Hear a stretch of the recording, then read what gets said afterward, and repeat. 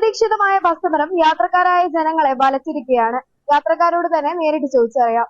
ഒരു ബസ് മുതലാളി അല്ലെങ്കിൽ ഒരു ബസ് ഒരു കണ്ടക്ടർ അവര് ചെയ്ത തെറ്റുകൾ, ഒരു വിദ്യാർത്ഥി അവന് തെറ്റുണ്ടായിരിക്കും, ഒരു വിദ്യാർത്ഥിനിയായാലും. പക്ഷെ എത്ര ആയിരങ്ങളാണ് ഇവിടെ, ആയിരക്കണക്കിന് വിദ്യാർത്ഥികളും ആയിരക്കണക്കിന് ജനങ്ങളും ഈ മഞ്ചേരി ബസ് സ്റ്റാൻഡിലടക്കം എന്തെല്ലാം സംഭവങ്ങളാണ് നടക്കുന്നത്. എന്താണ് ഇതൊക്കെ നടക്കുന്നത്? ഇതൊക്കെ ശരിയാണോ? നമ്മളെ ഈ സമൂഹത്തിൽ ഇപ്പത്തെ ജനാധിപത്യ രാജ്യത്ത് ഇവർക്കൊന്നും അവകാശമല്ലേ? ഒരു ബസ്സെല്ലാം നിർത്തിയിടുക, ജനങ്ങളെല്ലാം ബുദ്ധിമുട്ടുക. ഈ ബസ് സ്റ്റാൻഡിൽ ഇടാ, ഈ ക്യാമറ ഇപ്പൊ ചലിപ്പിച്ച് കാട്ടി തരുന്നു. ജനങ്ങൾ എത്ര ബുദ്ധിമുട്ടുണ്ട്, എന്തെല്ലാം ബുദ്ധിമുട്ടാണ്. ഇങ്ങനത്തെ തൊഴിലാളി സംഘടനകളൊക്കെ തീരുമാനിക്കണം. അവനാൻ ചെയ്യുന്ന തെറ്റുകളും അതൊക്കെ ബസ് ഓണേഴ്സിന്റെ പ്രസിഡന്റ് തീരുമാനിക്കണത്. ആ ബസ്സിന് വേണ്ടി പോലീസ് സ്റ്റേഷനിൽ പോവാ, അവന്റെ കേസൊക്കെ തീർക്കാം. അല്ലാതെ ബസ് നിർത്തിയാലും ഈ ചെറ്റ പരിപാടി എന്ന് തുടങ്ങിയ ഇതൊരു ചെറ്റ ഏർപ്പാടാണ്. ഈ സമരങ്ങളും ഇതിങ്ങോട്ട് ഇത് ശരിയാവോ? നാളെ നീ വേറെ കണ്ടക്ട് ചെയ്ത നാളെ ഇതേമാതിരിയല്ലേ? എങ്ങനെ ജനം പ്രൈവറ്റ് ബസ്സിൽ നാട്ടിൽ വന്ന് മടങ്ങും? ഞാന് വയ്യനാട് ഇവിടെ എത്തിയപ്പോഴായിരുന്നു അറിഞ്ഞ്. ഇവിടെ എത്തുമ്പോ ഇനി എന്താ ഓട്ടോറിക്ഷ വിളിക്കേണ്ടി വരും. ചാത്തക്കോട്ട് കെട്ടണം, ഞങ്ങൾക്ക് ബസ്സില്ല. ഇവിടെ കറുവപ്പടിക്ക് എത്തിയപ്പോ ഞങ്ങൾ 9:05 ഇവിടെ വന്നതാണ്. ആ ബസ്സിന്റെ ആ ബസ്സില്ല അറിഞ്ഞു. അപ്പൊ അപ്പളാ ഞങ്ങൾ തോറ്റത്. രാവിലെ എത്തിയിട്ടുണ്ട്, കുറെ നേരം ഇവിടെ എത്തിയപ്പോ കളിയൊന്നും ഇങ്ങോട്ട് പോന്നപ്പോഴൊന്നും നമ്മൾ അറിഞ്ഞിട്ടില്ല. ഇവിടെ എത്തിയിട്ടാ വരാറുണ്ട്. ഞാന് പിന്നെ നിലമ്പൂരിന്ന് വരികയാണ്, തിരൂര് പോകേണ്ടത്. അവിടെ വന്നതോ രാവിലെ വന്ന് ഇവിടെ കിട്ടതാ.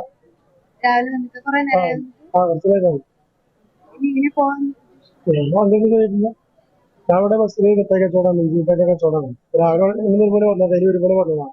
ഇവിടെ വന്നപ്പോഴാണ് വണ്ടികൾ ഇങ്ങനെ നോക്കാറുണ്ട്. കാരണം ഒന്നും അറിയില്ല. ഇവിടെ വരുമ്പോഴും സംഭവം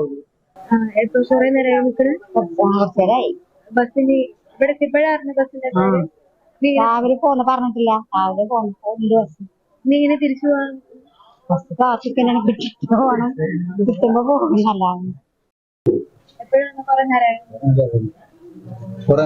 ഇവിടെ എത്തിയപ്പോഴാണ് കുറെ നേരം ഇവിടെ എത്തിയപ്പോഴാണ് ബസ്സില്ലാത്ത കൊറേ സമയമായി. ഇങ്ങോട്ട് പോകാൻ ഞങ്ങള് മങ്കട വായിച്ചു. രാവിലെ വന്നിട്ടുണ്ടോ? രാവിലെ 10 മണിയായപ്പോ എത്തിയിരുന്നു. ഇങ്ങനെ ഇവിടെ എത്തിയപ്പോഴാ ഇവിടെ എത്തിയപ്പോഴാ ബസ് പിന്നെ അവിടെ ഞങ്ങൾ ഇങ്ങോട്ട് നടന്നു. അറിയില്ല.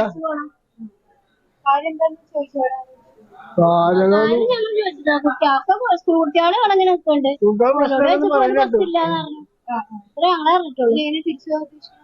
തിരിച്ചു പോകാൻ ഞങ്ങള് വീട്ടിലേക്ക് വണ്ടി വിളിച്ചിട്ട് ഒരു വരും. അങ്ങനെ പോകും. മഞ്ചേരി ഇവിടെ നേഴ്സിംഗ്. ഇങ്ങനെ ബസ്സില്ല, എങ്ങനെ പോയി? ഞങ്ങൾ ശാസ്ത്രത്തിൽ കുറെ പോണം വരുന്നു. ഇവിടെ എത്തിയപ്പോഴാണോ ആ കോളേജിൽ തിരിച്ചിങ്ങോട്ട് പോന്നപ്പോ കൊരമ്പേരി എത്തി നമ്മളെ ബസ് ഇറക്കി. അവിടെ നടന്നു പോകുന്നത് ഞങ്ങള്. പിന്നെ ഇങ്ങനെ തിരിച്ചു പോകാൻ യാതൊരു ഐഡിയ.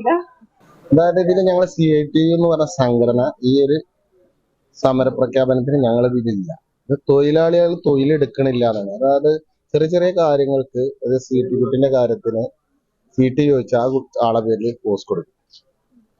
അതാണ് ഇതിന്റെ മെയിൻ കാര്യം. കാരണം ഒരു വീട്ടില് ഞാനാണെങ്കിൽ വേറൊരാളാണെങ്കിൽ ഇവനാണെങ്കിൽ പോസ്കോന്റെ പേരും പറഞ്ഞാണ്ട് ഒരു കുടുംബത്തിന്ന് ഭാര്യയാണെങ്കിൽ മക്കളാണെങ്കിൽ ഒരാളെ തച്ചു അല്ലെങ്കിൽ ഒരാളെ കൊന്നു പറഞ്ഞ അത്തരം പ്രശ്നങ്ങൾ വരില്ല.